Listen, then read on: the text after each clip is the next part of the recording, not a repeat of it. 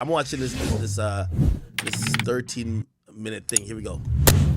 So I just wanted to have an informal conversation. I was going to put a suit on and do this formally, but I think it's better if I do this informally.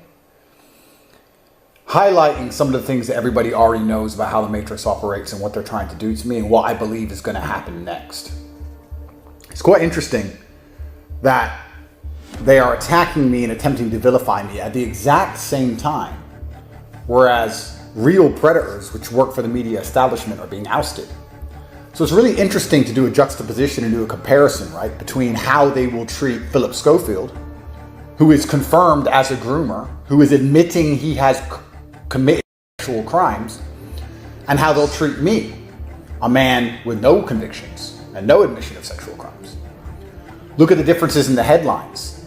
Look at how soft they are in their interviews with him. You've had quite the week. How are you?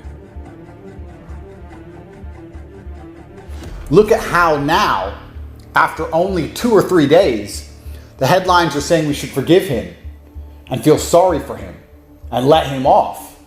Whereas me, who's been under constant media assault for over a year, they never let up. They never change. Someone sent me a clip yesterday of Philip Schofield saying he's going to kill himself and how sad he is. Last week, if my daughters hadn't been there, then I wouldn't be here. Why do they keep pushing me? Why do they keep pushing me, playing the sympathy card? And all the headlines are now like, yeah, we can't keep attacking this poor man. For 1 year they've attacked me, and they will not stop. And this highlights the difference between the people who are on the side of the establishment and the people who are not on the side of the establishment. I've been offered to sell my soul very many times. I want everyone at home to understand, you do not become the most Googled man on earth, especially amongst a demographic of young men which have money to spend, without very large companies and corporations becoming extremely interested in you. I've been offered $50 to $60 million by companies I'm not going to name. All I had to do was shut up. Shut up, take the money, wear the stupid hat, wave around the stupid drink, whatever it is, and continue to agree with whatever the Matrix says, regardless of my own personal feelings, my personal views and beliefs, and just push it on the minds of young children. And I refuse to do that. I refuse to sell my soul. If I would have sold my soul to a large corporation, and then this attack happened, which I very much doubt this level of Matrix attack would have even happened to me, but if it did, then this large corporation would speak to the media, and the media would be treating me like they treat Philip Schofield. They wouldn't be treating me as an enemy, they would treat me as an ally. All I had to do was sell my soul, and I refused. The recent BBC interview that took place, I don't think most people understand genuinely how snaky that interview was. The reason I had to destroy her so ruthlessly is because of how the interview was set up. When I was in jail, the BBC was constantly trying to get me to give an interview over the phone, and I refused. When I left jail, the BBC begged me for an interview, daily, begging me. And for 3 months, I refused. Eventually, once I understood, after my 3rd month of house arrest, what the Romanian government is going to do to me, which we're going to discuss shortly, I thought now would be a good time to give an interview. BBC begged me, saying that Romania has one of the most corrupt justice systems in Europe, that there's serious problems with the case, lots of evidence that's been leaked shows Andrew's innocent, that Andrew's side of the story hasn't been heard, that we're interested in fair and unbiased journalism, that we don't want to come there and do a hit piece. We want to speak to him and try and find out the truth of what's happening. In fact, we're going to send you the questions we want to ask in advance. I'm not a coward. I never ask for questions in advance. I don't care because I'm a professional and I will destroy anyone instantly. But they sent us a list of questions, which was shown to me. And I was like, well, those are actually interesting questions. What's my mental health like? What's Romanian jail like? What's it like being in a courtroom where everyone's speaking a language you don't understand and having your liberty deprived of you? I thought this is going to be an interesting interview. I agreed. The BBC, all nice smiles and all lies, sent us this entire spiel turned up, turned the cameras on, sat down, and attacked me. Have you ever put any and applied any psychological control on any of the women you dated? Or No, and I respect women. This idea that that I'm so much smarter that I can hypnotize somebody, I think is an extremely misogynistic idea. I think your idea is misogynistic to believe that women don't have their own free thoughts and free minds. They attempted to sucker punch me. They attempted to shake my hand and knock me out with a sucker punch once the cameras were on, to hit me when I was off guard. They expected me to be off guard, ready to talk about my mental health, and hit me with these questions and me make a fool of myself, unaware that I'm a master of Aikido. And when you attempt to sucker punch me, it simply misses, and I destroy you. I think we're done. Yep. Unmatched perspicacity. Just because I'm the best there's ever been, and me, with my quick thinking and nearly incomparable wit, can sit and destroy a professional reporter and her entire research team's preparation, just because I make that look easy, doesn't mean I should be forced to succumb to these unfortunate circumstances. 99% of the population, if they were tricked the way I was tricked, would look a fool on camera. They were very prepared to try and make a fool of me. But I'm the best there's ever been. Did they do this to Philip Schofield? No. Where was the BBC's outrage when Rolf Harris or Jimmy Savile were touching children? They don't care. Where's the BBC's outrage when certain other people, high level in society, members of the royal family, are caught having pictures with minors? They don't care. But they will continue to try and convince you that I am something I am not, on repeat, over and over and over again. These people are worse than disingenuous. They are worse than simply liars. They are evil. They are a club. And if you sell your soul and join the club, they offer you protection. And if you don't, they aim to destroy you, which is what they're trying to do to me.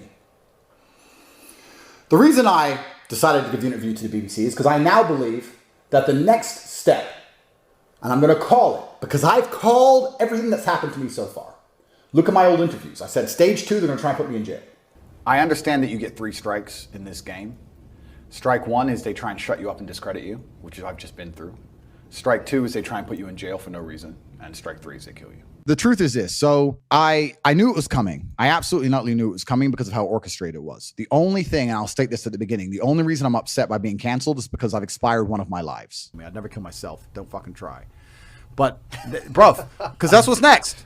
That's what's next. It's scary. I'm telling you, everyone thinks I'm paranoid. Everyone thinks I'm crazy. So it's like every single organization on the face of the planet is corrupt. This is what I say to people. I say, listen, and I'm going to say this on this podcast now because I say it on every other one. I would never, ever kill myself. I truly believe they're going to come and they're going to try and kill me on a long enough time frame because they tried to shut me up and I won't shut up. They're either going to try and put me in jail or they're going to kill me. And I would never kill myself under any circumstances ever. And the reason I say this, and I say this to people, and they go, but what can they put you in jail for? And I'm like, how ignorant are you in your ignorance to believe they need a reason? You believe it's fair. You believe I can get a lawyer and prove myself innocent. That's not how it works. They decide you're guilty long before and they find a reason why. And it doesn't matter what you do about it, you will pay the fucking price. It's not fair. None of it is. Every single system's corrupt. It actually annoys me when people say that to me. Well, just get a lawyer. Why? They can't put you in jail if you're innocent.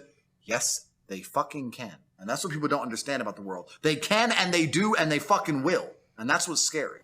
I'm going to call what's going to happen next. The Matrix is extremely angry. And they are angry because their weapons aren't working. I remain unfazed. This is the first time in history someone who's canceled became more popular than before. This is the first time in history where a full broadside of media lies for over a year across every single outlet that they control has failed. Nobody believes them. Nobody.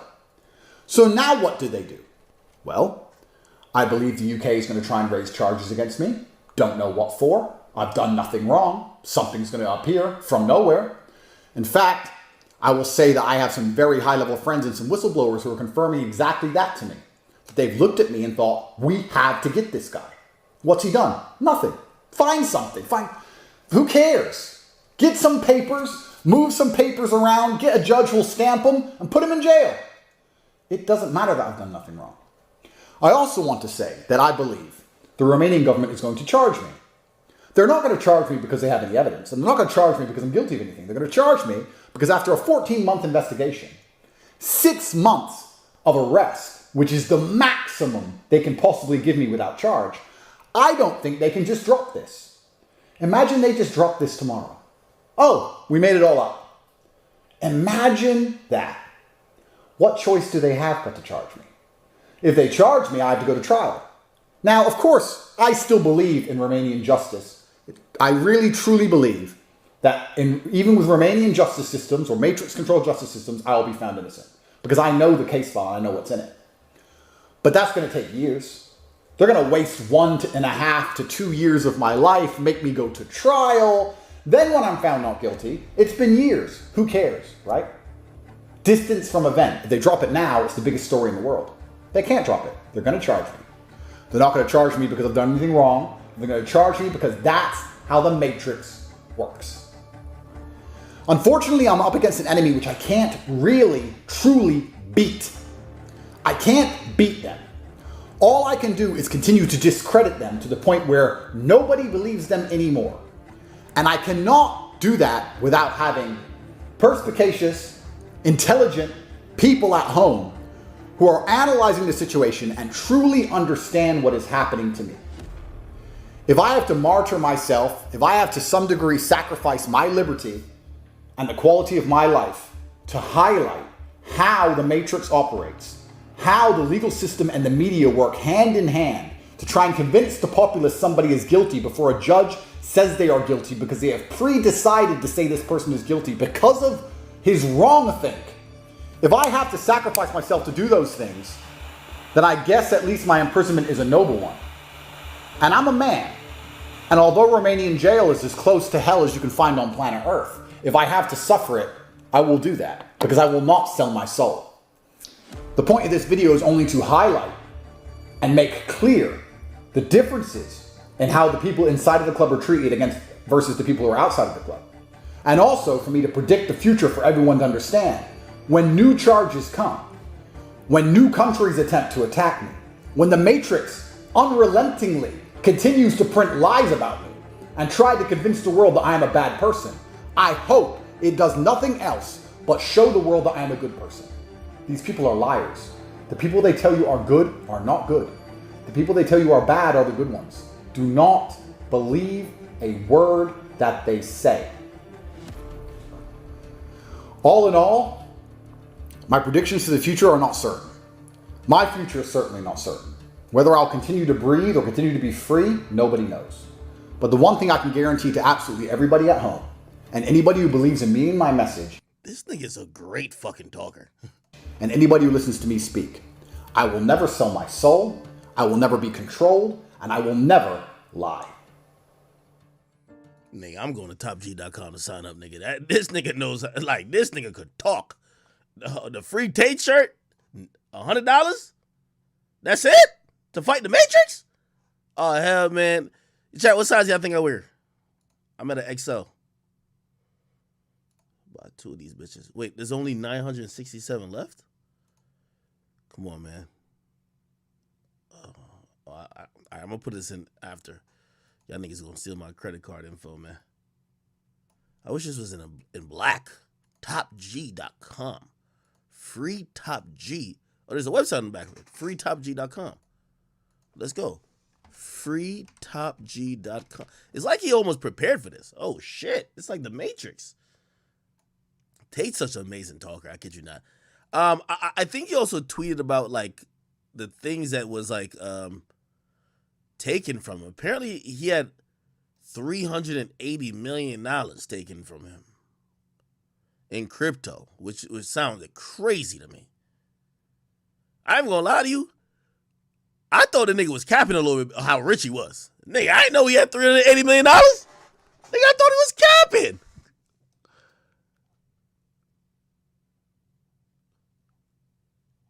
Where is it at? Let me see if I can see it. You've been tweeting a lot today. Jesus Christ. Here we go. 380. I'm trying to search it. Look.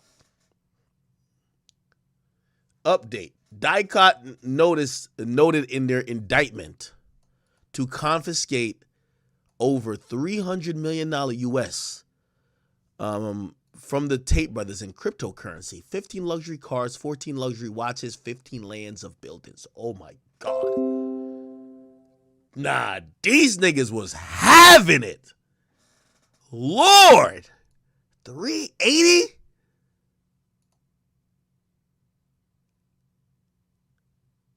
God damn, my boy was eating good out here. All right. Again, I'm going to be honest with you. I can't tell if this is... I know, by the way, he's drawn a really interesting parallel between this Matrix conversation, the actual movie, and, you know, what some people might just be like, these are just bigger entities and governments who might, you know, see him as a enemy to the state in the fact that he's influencing young men. You know, I try to leave room for just all possibilities, right? Maybe his fame has drawn attention. Like, put it like this. If you do a hit and run and you're relatively unknown, you might get away with it if they don't have everything to catch you. If you're like one of the most famous people on earth, it's hard to get away with crime. I always said there is no famous criminals, really. Right? Like, if you're a famous criminal, it's only a matter of time before the government comes and gets you. So is it Tate's actual crimes that's coming to catch up to him, or are they that threatened by him? Right? The Matrix terminology is a cool one, but I you know, when I hear him talk about that, that's tongue in cheek for me. I move that to the left. It appears that his fame has probably not helped him because, well, obviously it's helped him in terms of luxuries and money he got, but it looks like if you have all these places investigating you for the same crime, right? It's always some human trafficking shit. Do I think he's guilty? I don't think so. But I would think they would be a little bit more creative to make up some other shit. Like, if you're just trying to just lock the guy up, make up some other shit. And by the way, I'm also saying that to say they might make up some other shit later. Because once you hear they take $380 million, the next thing they usually start saying is, did he pay taxes? So again, I feel, you know, I feel bad for them. But also, I guess I don't know. It's interesting when Tate says, you guys hear their side, you don't hear ours. I'm going to be honest with you, Tate. We only hear y'all side. We don't speak Romanian. We don't even know who the victims are. We've never heard the prosecutor make any statement, ever. We just hear what's kind of coming out in news reports. So really, I'm taking the Tates at their word, mostly. When they said, yo, there are no victims, and then the other side is saying there's 7 victims, I'm like, well, they said there's no victims. Like, what's the truth? I don't know. Regardless, it's clear that Andrew Tate was planning for this day all along. I'm guessing they had some indication that this was going to happen. I wonder what's going to happen with their home release. I hope that they don't go back to jail. I don't think these guys are going to flee. And by the way, if there's a big push to get them back incarcerated when they have done nothing wrong while being on house arrest, this is where you get me to start putting on that tinfoil hat, and I'm saying, yo, they want these guys to shut the fuck up. And the reason, and the fact that he's now free doing interviews, very back publicly engaging with the masses again, they want him to be in a dungeon.